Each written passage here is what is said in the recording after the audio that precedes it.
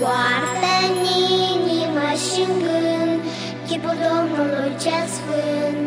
Fără teamă, hai copile, n-am mâna în alte zile. De departe, din lumină, cheamă Domnul, hai să vină, să intre în sufletelul tău, tu să fii cu El mereu.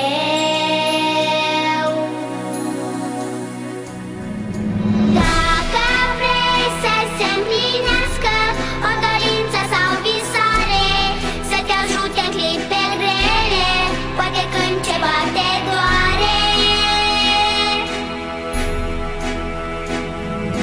Dumnezeu nemuritorul peste tot te va urma, dacă în orice zi, copile, Domnului te vei ruga.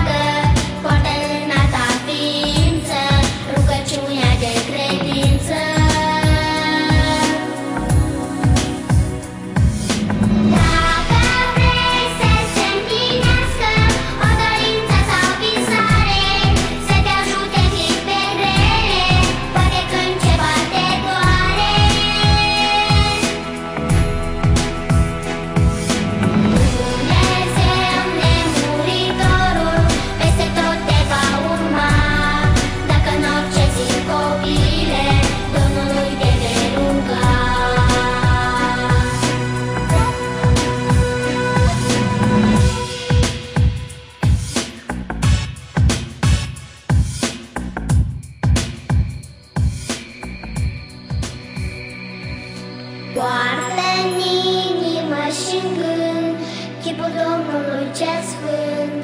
Fără teamă, hai copile, n-am mâna în alte zile.